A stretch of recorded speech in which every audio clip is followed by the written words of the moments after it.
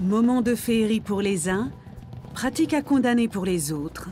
Les feux d'artifice sont-ils encore dans l'air du temps?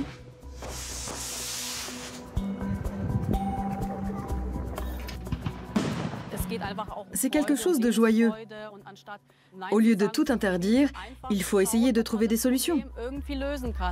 Les professionnels ont conscience du débat et tentent de développer des alternatives. Certaines entreprises ont déjà totalement renoncé aux fusées et aux pétards et parviennent malgré tout à créer des tableaux aériens éblouissants.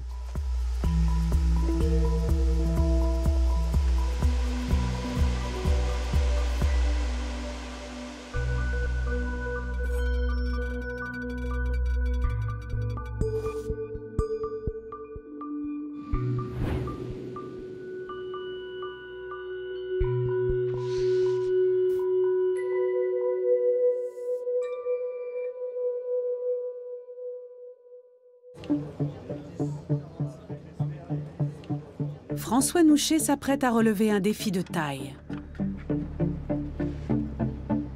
Alors là, tu as encore les installations du Tour de France qui tournent. À 22h30, il n'y aura plus rien. Ces 1500 drones doivent être disposés avec précision. L'équipe de François va travailler sans relâche jusque tard dans la soirée, sous plus de 30 degrés. La météo est avec nous, il fait même presque trop chaud. Il y a un vrai coup de stress quand on lance le chrono et qu'on doit s'assurer que tout est bien calé. Mais à part ça, c'est de la bonne adrénaline. On est prêt. C'est la dernière ligne droite pour François et ses équipes, mais aussi pour les coureurs du Tour de France qui s'apprêtent à franchir la ligne d'arrivée. Un événement qui sera célébré en grande pompe ce soir. Sur la Côte d'Azur, les feux d'artifice sont une tradition. Mais consciente des inconvénients de cette pratique, la ville de Nice a choisi de compléter ses animations de pyrotechnie classique par un spectacle de drones. Le problème quand on tire des artifices au-dessus de la mer, c'est qu'il y a des débris qui tombent dans l'eau. Ici, la ville prend en compte l'aspect écologique en déployant des bateaux pour tout nettoyer dans la foulée.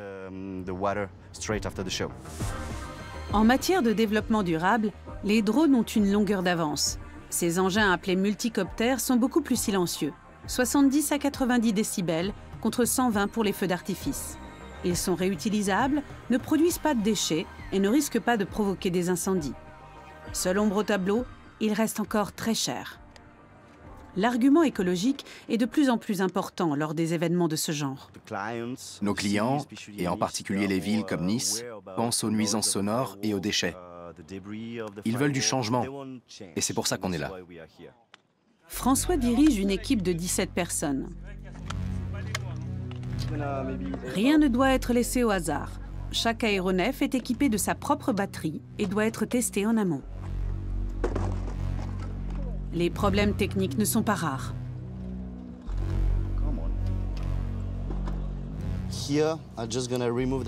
Cette hélice est défectueuse, alors je vais la remplacer. Les 1500 appareils doivent être inspectés scrupuleusement, car bientôt ils devront voler en parfaite synchronisation, telle une nuée d'oiseaux.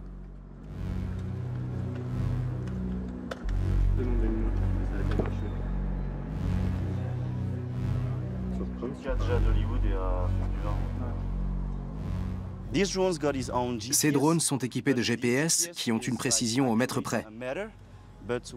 Grâce à l'antenne RTK qu'on voit là-bas, on peut corriger le signal GPS et augmenter la précision au centimètre près.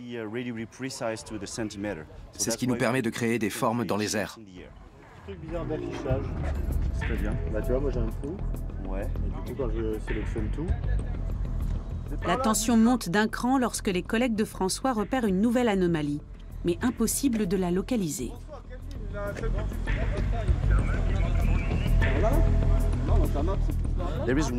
Il y a un drone dont le GPS ne fonctionne pas. On essaie de le trouver. Une course contre la montre vient de commencer.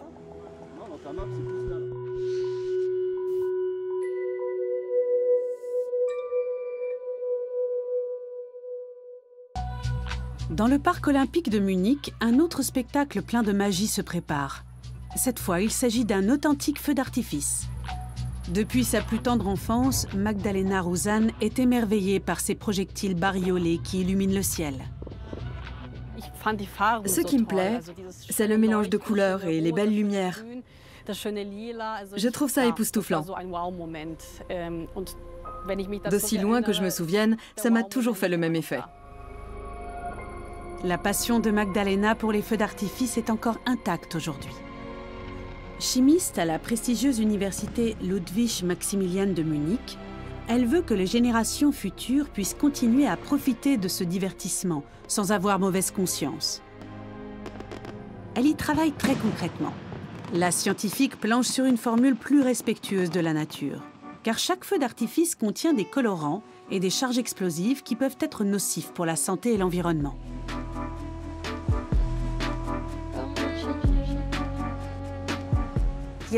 Même quand un essai n'aboutit pas, on apprend beaucoup.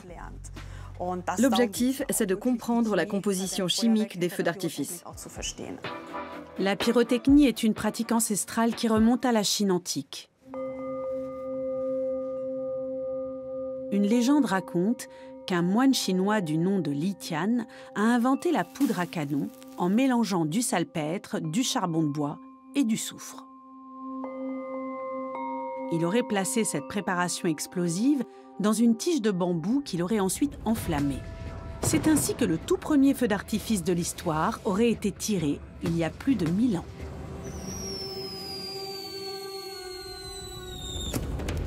Cette technique arrive en Europe vers la fin du XIIIe siècle et atteint son apogée à l'époque baroque.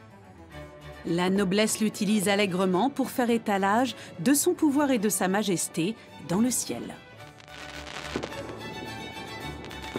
La fascination perdure jusqu'au XXe siècle, lorsque les artifices deviennent accessibles au grand public grâce à la production industrielle de masse.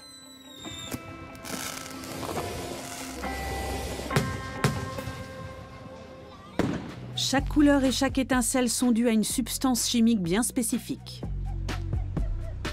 Les recherches de Magdalena portent principalement sur le barium, l'élément responsable de la couleur verte.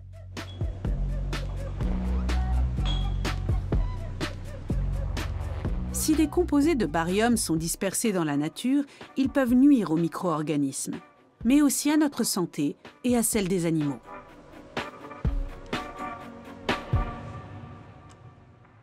La chimiste veut donc le remplacer par le bore. Cet élément est lui aussi capable de produire des flammes vertes, mais il est bien moins nocif. Elle espère avoir enfin trouvé le bon mélange et obtenir une poudre parfaitement comprimée. Après avoir essuyé plusieurs échecs, elle lance une nouvelle série de tests. Elle commence avec ce pellet ultra compact. La couleur verte sera-t-elle au rendez-vous? Encore raté. C'est toujours une petite déception. Mais dans la recherche, en général, on est souvent déçu. La scientifique n'a pas dit son dernier mot. Par la suite, on va utiliser une petite boule. Ici, la poudre n'est pas comprimée et les composants sont simplement mélangés. Je vais la fixer avec de la colle, car on ne sait pas ce qui peut se passer. Elle pourrait être éjectée d'un coup. Place à l'expérience numéro 2. La boule s'embrase et la réaction se rapproche du résultat escompté. Pour la recherche, c'est une avancée prometteuse vers des feux d'artifice plus vertueux. La flamme était claire, mais ce n'était pas suffisant. En tout cas, le feu était au vert, littéralement. Grâce à ce logiciel, Magdalena peut comparer les données colorimétriques et sait désormais que le vert produit par le bore est similaire à celui du barium. C'est sûr que ça fait plaisir quand on y arrive. On se sent comme un enfant à Noël. La préparation à base de bore a tenu ses promesses en laboratoire, mais en sera-t-il de même en conditions réelles? Pour le savoir, Magdalena rend visite à une vieille connaissance dans le village d'Eitorf. C'est ici que se trouve le siège de Weco, un important fabricant d'articles pyrotechniques. Chimiste de formation, Christian Schragen y travaille en tant que responsable du développement. Les deux scientifiques vont tester ensemble les premiers prototypes au bord. Si l'expérience aboutit, cela marquera un tournant dans l'industrie, car beaucoup de fabricants de feux d'artifice veulent réduire l'impact écologique de leurs produits. La poudre va être placée dans les projectiles sous forme de petites boules appelées étoiles dans le jargon. Depuis quand tu travailles là-dessus? Ça fait 8 ou 9 ans. C'est un sujet qui mérite d'être approfondi sur le plan académique. Mais nous, on n'a pas les moyens de le faire. C'est de la science. Eh oui. Ici aussi, les enjeux sont importants. Les chimistes sont tendus car ils ne savent pas comment le mélange à base de bore va réagir en dehors du laboratoire. La température, la pression atmosphérique et l'humidité, ainsi que le niveau d'oxygène, sont autant de paramètres susceptibles d'influer sur la réactivité de la substance. Il y a d'autres composants, et on ne sait pas comment ils vont interagir ou même si la préparation va s'enflammer. Là tout de suite, j'ai plein de choses en tête. Je me demande ce qui va bien pouvoir se passer. Le secteur de la pyrotechnie a déjà commencé à répondre aux attentes en matière de développement durable. Le plastique est de plus en plus souvent remplacé par du carton ou du papier, et il existe à présent des pétards qui font moins de bruit. Malgré ces efforts, la tradition des feux d'artifice fait toujours l'objet de critiques. En Allemagne, lors de la nuit du Nouvel An, des centaines de tonnes de particules fines sont libérées et le nombre de blessés est multiplié par 3 ou 4 dans les hôpitaux. Sans parler des risques de lésions auditives, du stress infligé aux animaux et des matières toxiques disséminées dans la nature. Alors que la lumière se met à décliner, les scientifiques effectuent les derniers contrôles sur le site d'expérimentation de l'usine. La première fusée au bord est sur le point de s'élancer.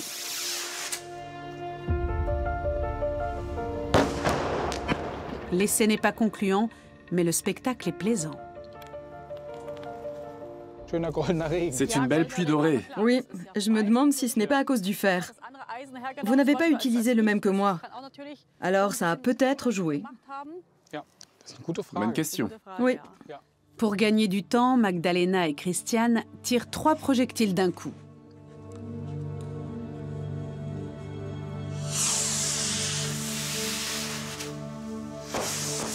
Cette fois, le résultat est surprenant.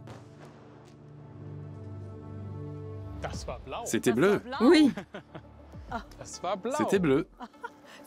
Il y a eu du vert, du rouge et du bleu. La totale. On ne s'y attendait pas. Ce n'était pas du tout ça l'objectif. Maintenant, on doit comprendre pourquoi c'est arrivé. Pour les deux experts, le potentiel du bore est indéniable.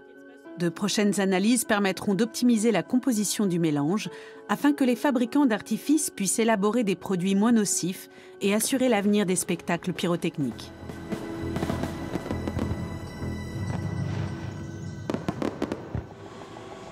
À Nice, sur le front de mer, la fête est sur le point de débuter.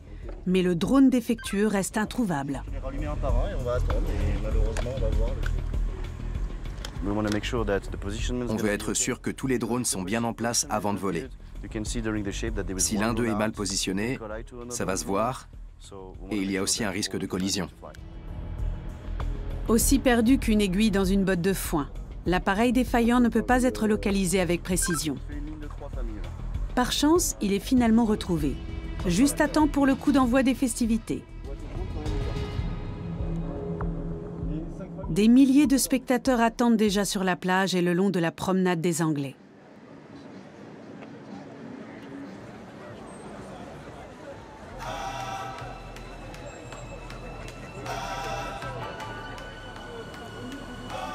François et son équipe sont nerveux.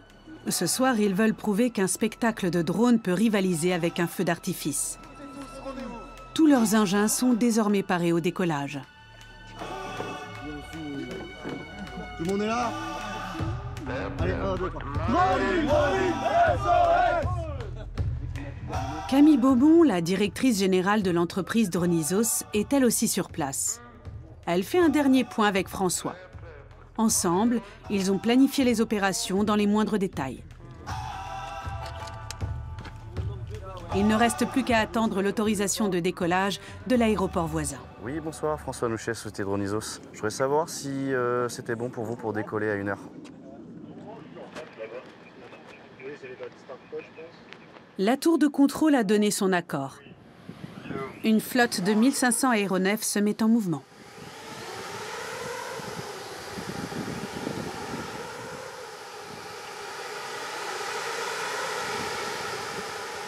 Ce numéro millimétré est le fruit de 8 mois de préparation.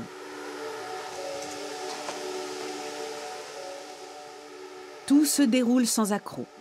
Une fois dans les airs, chaque appareil suit une trajectoire prédéfinie. François traque le moindre écart. Mais les drones exécutent leur chorégraphie à la perfection, dessinant dans le ciel un coureur cycliste ou encore l'emblématique hôtel Negresco.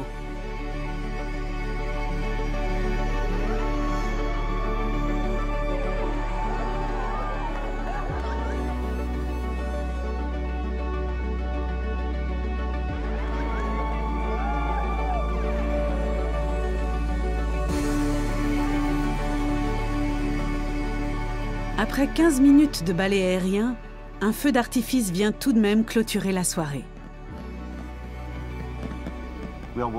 C'est pour ce moment qu'on a travaillé si dur.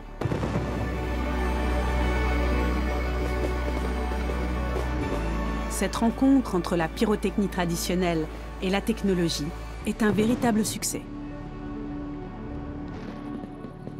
Il n'y a pas de mots pour dire ce qu'on ressent. Quel bonheur d'offrir ce spectacle aux Niçois.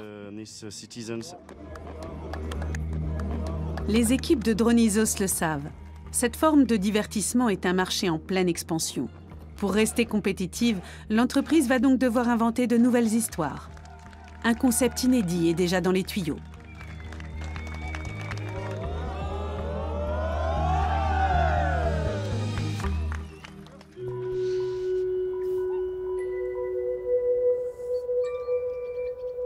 En Autriche, la région de Zell-am-See-Kaprun est pionnière en matière de tourisme vert. Depuis plus de 10 ans, la petite commune choisit des alternatives aux feux d'artifice. Elle a ainsi chargé Daniel Ployle d'imaginer un numéro tout aussi féerique qu'écologique.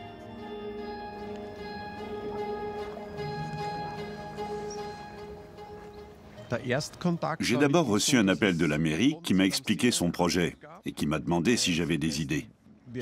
La question de la durabilité était primordiale. Alors on a décidé de créer un dispositif qui allait rester tout l'été. La première installation a été conçue spécialement pour Zell-am-See. La ville a été récompensée à plusieurs reprises pour sa politique environnementale. En 2012, Daniel Ployle y a développé un spectacle de jets d'eau sans précédent, alliant éléments lumineux et laser.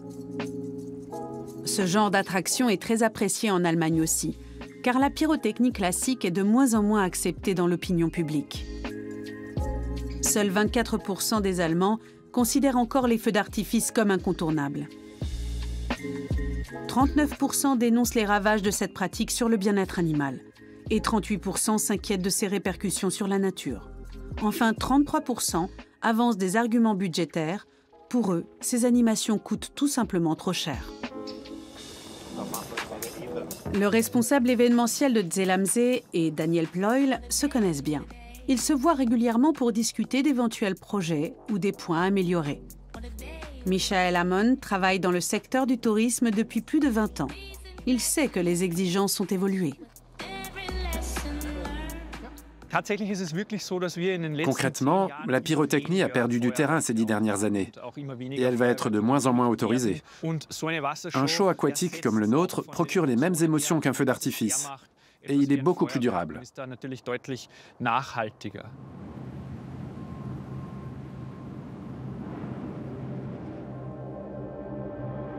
Ce jour-là, sur le lac de Zell, la magie opère pour la dernière fois de la saison, avant la pause hivernale. Cet été, le spectacle a attiré plus de 50 000 visiteurs.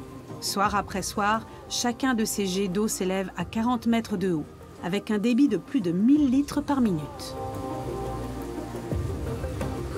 Depuis 2012, le show se réinvente annuellement avec une bande-son et des chorégraphies inédites.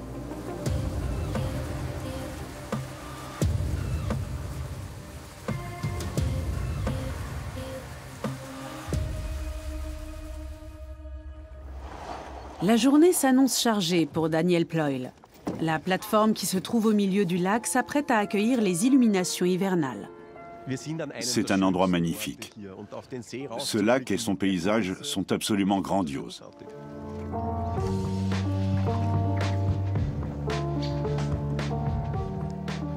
Le reste de l'équipe est déjà sur place. Ces énormes projecteurs vont être entreposés jusqu'au retour des beaux jours. On a même un petit débarcadère. Parfait. Daniel vient rarement ici, car les fontaines lumineuses sont entièrement automatisées. Quel professionnalisme. Et j'arrive de Vienne. Tous les événements de Consortium, l'entreprise de Daniel, sont orchestrés depuis son centre créatif, basé dans la capitale autrichienne. Même après 25 ans d'activité, Daniel est toujours passionné par son métier.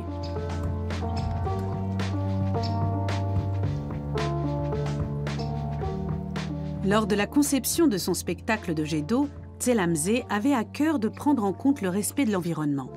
La ville voulait proposer une alternative aux feux d'artifice qui ne nuirait pas à l'écosystème du lac. Les petites pompes sont intégrées dans des conduits équipés de systèmes de filtres fins pour que rien ne puisse être aspiré. Les pompes plus grosses sont doublées d'un revêtement afin de diminuer la taille des entrées d'eau. Les habitants du lac et de ses rives sont ainsi protégés. De plus, grâce à cette installation permanente et réutilisable, le problème des particules fines et des débris est totalement écarté. Tous ces arguments ont convaincu d'autres communes. Aujourd'hui, les fontaines lumineuses de Consortium sont présentes sur une dizaine de sites à travers l'Europe. On utilise uniquement de l'eau et de l'électricité. En Autriche, on a la chance d'avoir de l'énergie hydraulique en abondance. Ce show est sans conteste la solution la plus écologique qui soit.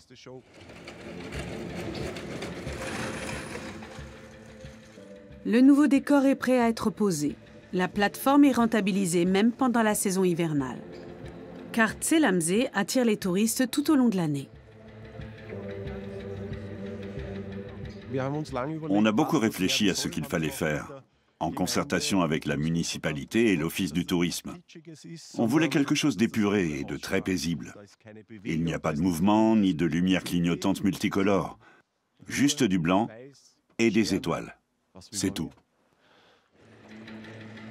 Ces décorations ont été fabriquées à Vienne, dans l'atelier de l'entreprise. Elles doivent s'éclairer à la tombée de la nuit, mais le froid glacial rend les manœuvres des techniciens difficiles. Au total, il leur aura fallu 12 heures de travail. Les illuminations sont prêtes pour le début de l'Avent. Le lac de Zell est enfin plongé dans la magie de Noël. Grâce à ces alternatives, la commune a considérablement réduit le nombre de feux d'artifice qu'elle organise chaque année.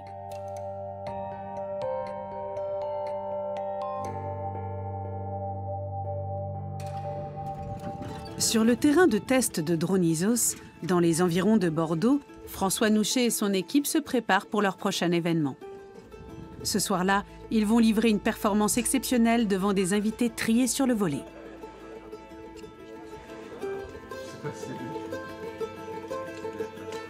Cette fois, le spectacle sera plus long que d'habitude. C'est pourquoi 2 flottes seront déployées l'une à la suite de l'autre.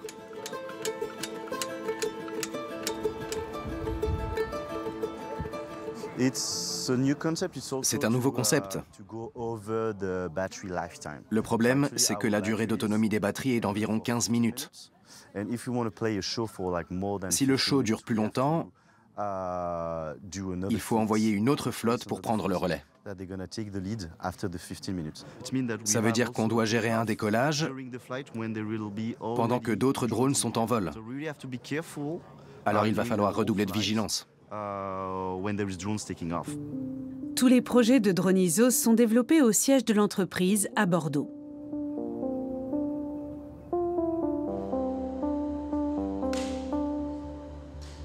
Dans un premier temps, des storyboards sont dessinés à la main. Le graphiste Pierre Minot reproduit ensuite les esquisses sur ordinateur. Des univers en 3 dimensions voient alors le jour.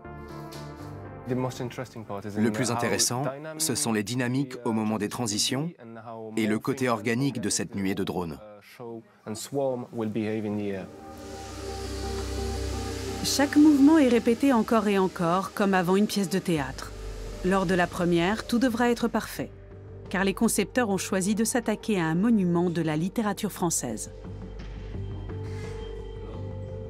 Comme Le Petit Prince est une œuvre emblématique, on s'est dit qu'on devait se renouveler en termes de narration. On voulait un spectacle plus long. Le fait de devoir synchroniser 2 flottes change beaucoup de choses. C'est une grande innovation pour nous. Le siège de Dronizos emploie près de 50 créatifs, techniciens et ingénieurs. Camille Beaumont, la directrice générale, ne peut que constater l'augmentation de la demande. Le marché est en plein boom. Il y a 2 ans, notre région a été touchée par d'importants feux de forêt. Et depuis, il y a beaucoup de restrictions concernant les feux et les spectacles de pyrotechnie. Il est évident que ces interdictions ont poussé les municipalités à faire appel à nous.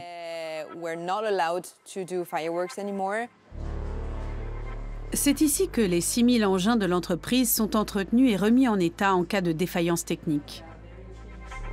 Chez Dronizos, la durabilité du matériel est une priorité. Son fondateur, Jean-Dominique Loverens, est ingénieur. En favorisant la longévité de ses machines, il veut optimiser l'empreinte écologique de Dronizos.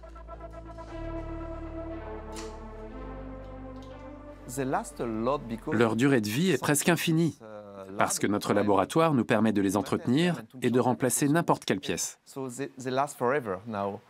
Il n'y a que les batteries qui sont limitées à environ 400 charges. On ne peut pas aller au-delà. Mais sur un drone comme ça, on peut tout changer et faire la maintenance. Tout est produit en France. C'est très bénéfique pour l'Europe. Ça ne vient pas de Chine. Pour Camille Beaumont, la particularité de son travail réside dans l'alliance de l'art et de la technologie. On met la technologie au service du rêve et des émotions. Le spectateur ne voit pas l'aspect technique. Et c'est ça qui est génial. Les équipes de Dronizos vont-elles réitérer cette prouesse? Elles ne tarderont pas à le savoir, car les premiers invités arrivent sur le site. C'est un spectacle tout public, aussi bien pour les enfants que pour les adultes. Il va y avoir beaucoup d'émotions. Un périmètre de sécurité est instauré autour de la zone de décollage. Jean-Dominique est attendu à la régie. Jean-Dominique, s'il vous plaît. Comment le public va-t-il accueillir cette interprétation de la célèbre histoire du Petit Prince? Les 2 flottes vont-elles parvenir à se coordonner? Après des mois de travail, le roman prend vie dans le ciel. Sans même que le public ne s'en rende compte, la 2e salve de drones s'élève dans les airs et remplace la première. Ce nouveau concept vient de faire ses preuves. Il est désormais possible de proposer des spectacles plus longs, qui accordent davantage de temps aux histoires.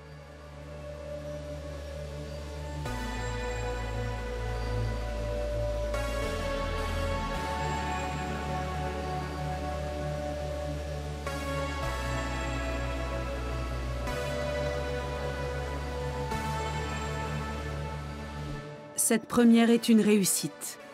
Le travail de François et de ses collègues a payé. À l'heure où les feux d'artifice suscitent la controverse, il est bon de savoir que des esprits novateurs sont déjà en train d'élaborer des solutions moins néfastes pour l'environnement.